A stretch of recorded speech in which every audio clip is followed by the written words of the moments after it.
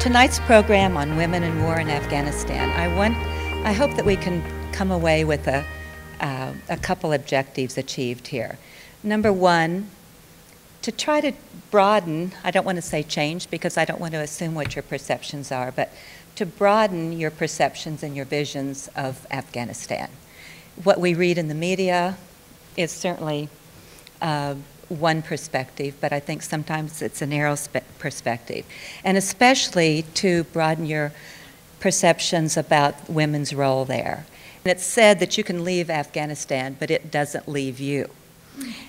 But now, it's a place where nearly every family has lost a loved one to the conflict over the last almost 30 years of war. It's a country where shoes are left at the entrance and guns are carried inside.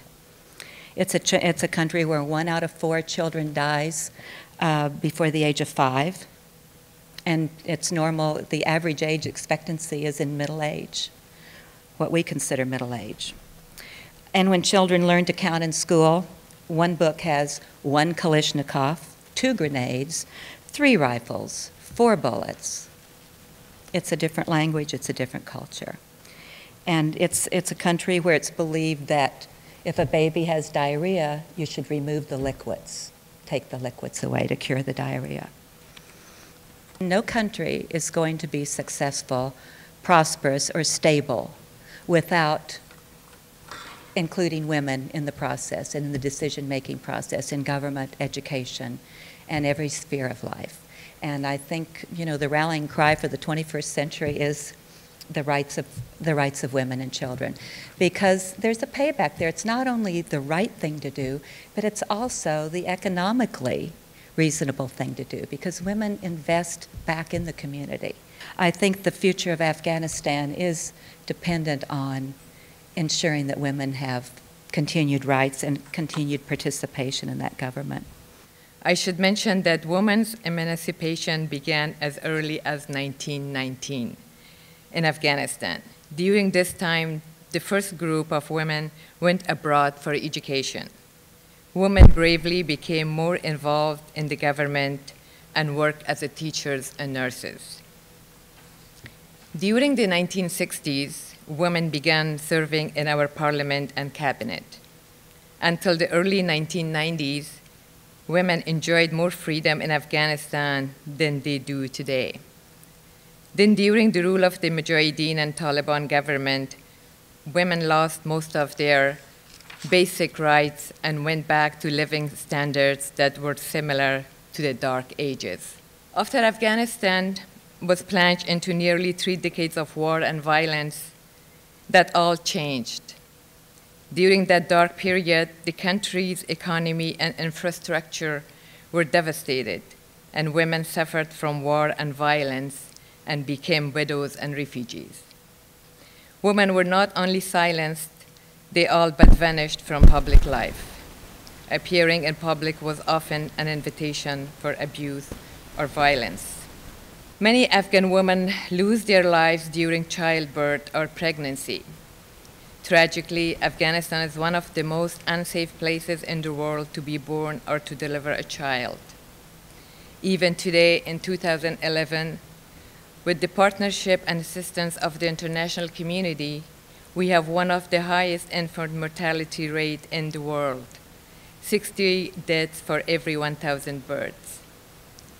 The average life expectancy of an Afghan is 46 years, half of an American's life expectancy. Some 18,000 women and girls die every year due to complications related to pregnancy. 80,000 more will die this year, next year, and the year after that, unless we drastically improve our health infrastructure. Most of these deaths can be prevented with cost-effective healthcare services.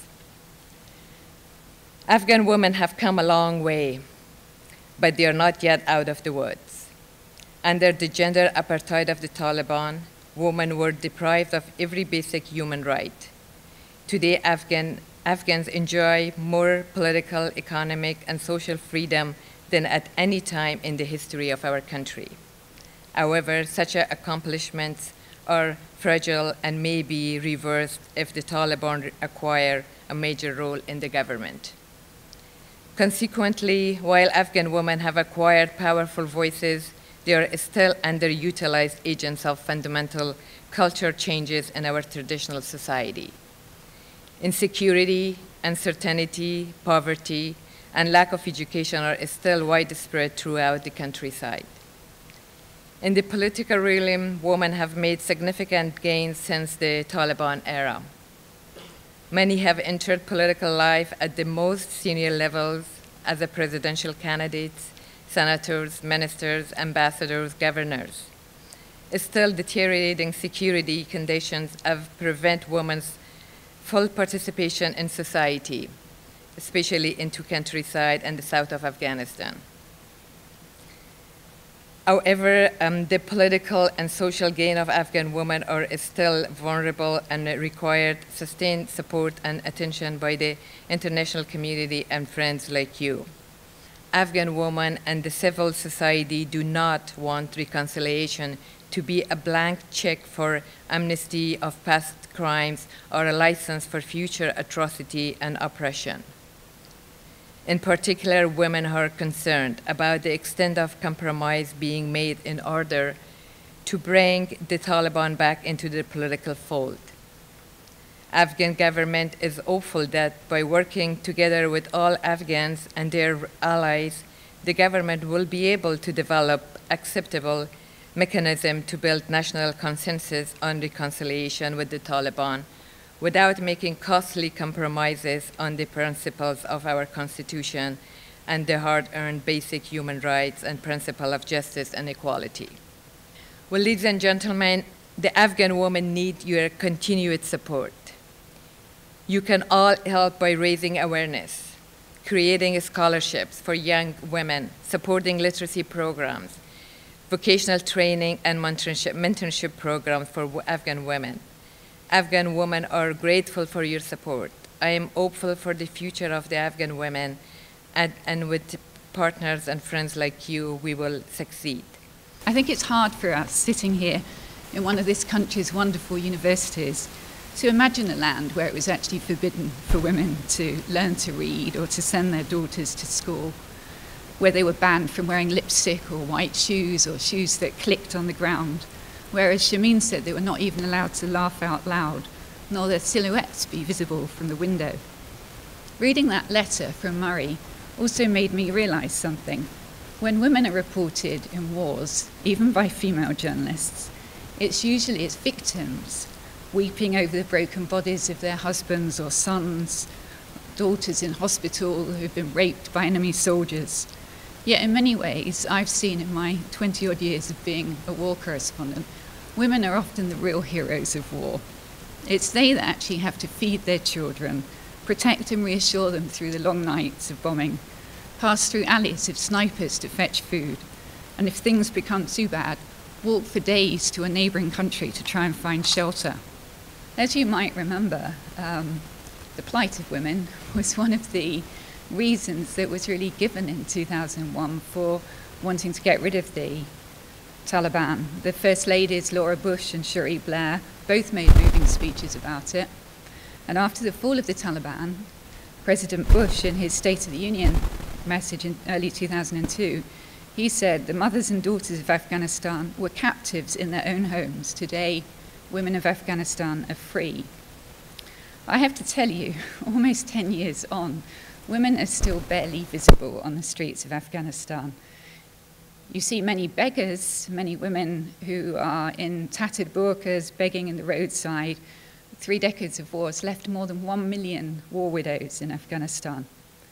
Now, the international community will cite as a success the fact that 25% of seats in Afghan's parliament are reserved for women, which is more. I think you have 17% women in Congress here. We have fewer in Britain.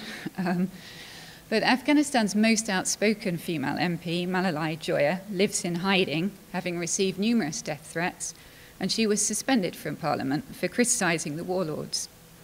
Another statistic that people cite is that more than 6 million children are now in school, of which 2.4 million are girls. But as Shameen said, there are, I think, 6 million that are not at school still. And those schools, even in Kabul, even in the capital, are often just tents or dusty ground. And the teaching is often just a couple of hours a day. So why is this happening? I think partly it's because the mindset of people, just getting rid of the Taliban didn't change the culture. And I think at the beginning, we focused very much on lots of kind of well-meaning women's groups went to Afghanistan and focused on women's rights without thinking that actually it was the mindset of the men that was a lot of the problem. Shameen talked about law being just the first step. I think she was quite diplomatic because it seems to me one of the biggest problems in Afghanistan is the lack of leadership. Women's rights might well have been enshrined in the constitution, but President Karzai has just one female minister, and I've done a fly on the wall in one of his cabinet meetings, and she had no say in anything that was decided. She was just ignored. His own wife, Zina, an obstetrician who had worked in a hospital in Quetta, is never seen in public. She doesn't work. These days, we don't hear very much from our own leaders about women's rights in Afghanistan. Instead, everybody from President Obama to Prime Minister Cameron in my country are clearly anxious to get their troops out of Afghanistan, and the way they see to do it is on negotiations with the Taliban. So far, I think it's at a very early stage. But before we do get into any discussion of political settlement that would give the Taliban a share of government, I believe we should remember how appalled we were 10 years ago at Taliban repression of women, and think about women like Maria Bashir who are risking their lives to try and change things. How long do you think she would survive under a Taliban power-sharing arrangement? When the Soviet Union invaded Afghanistan, U.S. turned, and international community turned their back to Afghanistan. But now, as a result, 9/11 happened. And in the past 11 years, there's been lots of, not 11, 9 years, 10 years, 11, progress in Afghanistan, especially in women's area. And if U.S. leaves, we know what will happen. They will just undo what they accomplished and what they did in the past 10 years. So there should be a better solution. My family in specific, I would say, has a very different mindset regarding that. I'm privileged, blessed, and honored to be daughter of a couple that really promote girls' education. It frustrates me enormously, having spent a lot of time there from 2001 to now, but particularly in the early years, was, we made it much more complicated than it needed to be. In those early years, the Taliban were running scared. There were just a few hundred people. They were on the run in Pakistan, and it would have been easy, really, if we had been properly committed to Afghanistan to have dealt with it. There's a lot being done, but it's not sufficient, I would say. More needs to be done, obviously, and that would be providing scholarship, as Mrs. Jawad mentioned. And I know of some programs that are available that are doing work in that regard, but more needs to be done. I don't think we should just rely on those. So there are multiple ways. Obviously, supporting organizations like the Initiative to Educate Afghan Women so they can provide more scholarships.